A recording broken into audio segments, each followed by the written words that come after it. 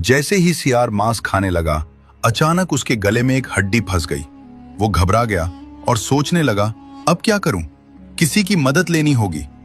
वो भागता हुआ जा रहा था कि रास्ते में उसे एक मुर्गी मिल गई।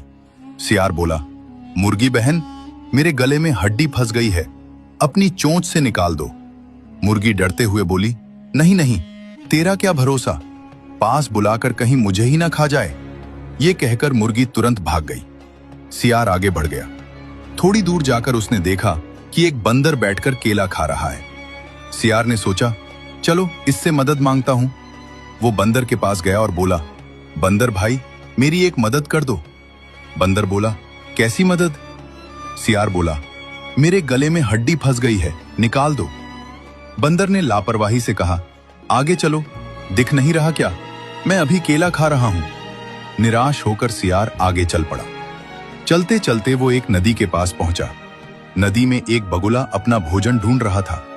सियार बोला, इस नदी में बहुत सारी मछलियां हैं, मैं तुम्हें पकड़कर दे दूंगा। बगुला बोला, तुम मेरी मदद क्यों करोगे?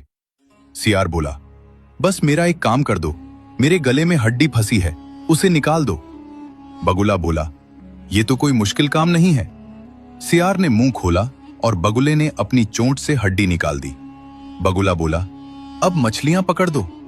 सियार हंसते हुए बोला, शुक्र करो, मैंने तुम्हारी जान बख्श दी, अगर फिर बोले तो मैं तुम्हें खा जाऊंगा। ये सुनकर बगुला डर के मारे उड़ गया। सियार घमंड से आगे बढ़ा और मन ही मन सोचने लगा, मैं कितना होशियार हूं, काम भी हो गया और किसी को बदला भी नहीं देना पड़ा। लेकिन थोड़ी ही दूर गया था कि उसके गले में तेज दर्द होने लगा। जहां हड्डी फंसी थी वहां जख्म हो गया था। वो कमजोर हो गया, प्यास लगने लगी और चलना मुश्किल हो गया। चलते चलते वो जंगल के एक बड़े पेड़ के पास पहुंचा, जहां कई जानवर इकट्ठा थे।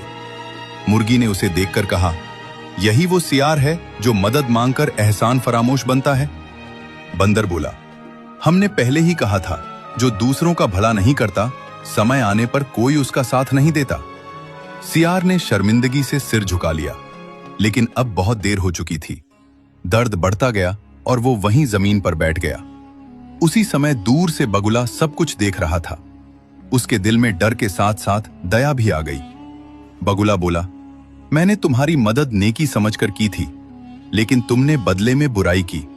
याद रखो, जो एहसान फरामोश होता है वो अंत में अकेला रह जाता है। ये कहकर बगुला उड़ गया। सियार को अपनी गलती का एहसास हो गया, लेकिन अब उसके पास सिर्फ पछतावा ही बचा था। सीख, जो दूसरों के एहसान की कदर नहीं करता